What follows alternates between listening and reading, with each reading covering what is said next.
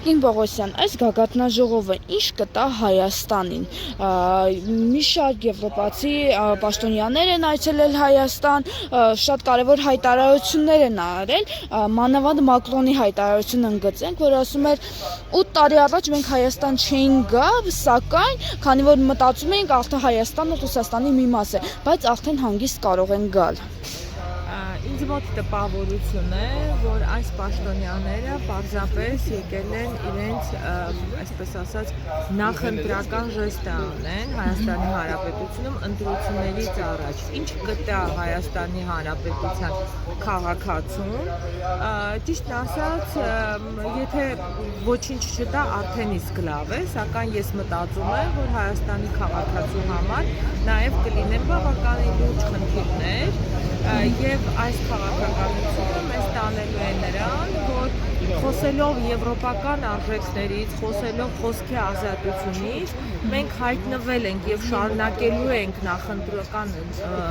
քարոզարշավի ընթացքում լինել այնպիսի մի իրավիճակում, երբ խոսքի ազատությունը ուղղակի բառեր են, որովհետեւ մենք այսօր ունենք քաղբանտարկյալներ, բավականին մեծ թվով, մենք ունեցել ենք քաղբանտարկյալներ, որոնք որ հացադուլ են հայտարարել եւ տեսել են իշխանականների կառավարության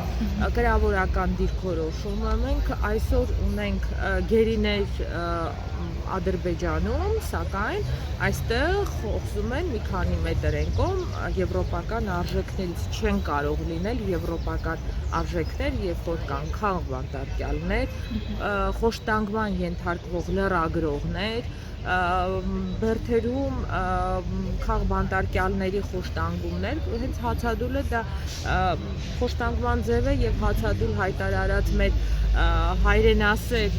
տղաներին չէին ապահովում հենց կոնվենցիաներով հացադուլի հայտարարածի իրավունքները, մենք ունենք կանանց խոշտանգումներ, հենց իշխանականների կողմից թիրախավորում կանանց, այնպես որ սրանք են այն արժեքները, որոնք խոսում են եվրոպացիները, սակայն Հայաստանի Հանրապետության արդեն տարիներ շարունակ չի տեսնում այդ արժեքները։ Նոյեմբերի 9-ի կարծես թե հայամետ միակ կետը դա գերիների վերադարձնել, որը չի արվում եւ որը խախտում է ադրբեջանական կողմը։ Սակայն մենք այստեղից խոսում ենք խաղաղության մասին։ Ստացվում է, որ միակողմանի խաղաղություն է։ Ճիշտ ասած, խաղաղությունը այսօր ուղղակի իշխանականների նախընտրական պաստառի ուղղակի այսպես աքսեսուար է։ Իսկ խոսել խաղաղությունից այն դեպքում, երբ մենք ունենք գերիներ, երբ որ մենք Ադրբեջանում ունենք գերիներ, որոնց իրավունքները խախտված են, մենք անդադար տեսել ենք, ինչպես են օրինակ այդ գերիների առողջական խնդիրները խախտված, ինչպես Կարմիր խաչի անդամներին չէին թողում իրենց մոտ այցելություններ կատարել, հարազատների հետ կապված խնդիրներ կապի եւ այլն։ Եվ դրա ֆոնի վրա խոսել խաղաղությունից, այսօր մենք ունենք 120,000-ից ավել Արցախից բռնի տեղահանվածներ եւ դրա ֆոնի վրա խոսել խաղաղությունից, կարծում եմ դա ուղղակի մանիպուլյացիա է մեր քաղաքացիների համար։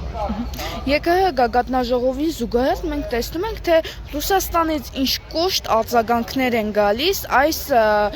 համաժողովի վերաբերյալ։ Ինչ է կարծում, սրանից հետո Ռուսաստանից էլ ինչ արձագանքներ կունենանք, ինչ քայլերի կանցնեն։ Կարծում եմ մենք, քանի որ ունենք ամենամեծ համայնքը, հայ համայնքը Ռուսաստանում, կարծում եմ եւ խնդիրներ կլինեն մեր հայրենակիցների հետ այնտեղ եւ նաեւ կունենանք տնտեսական լուրջ խնդիրներ, եթե այսպես գրավորական քաղաքականություն վարվի մեր բարեկամ երկրի հետ։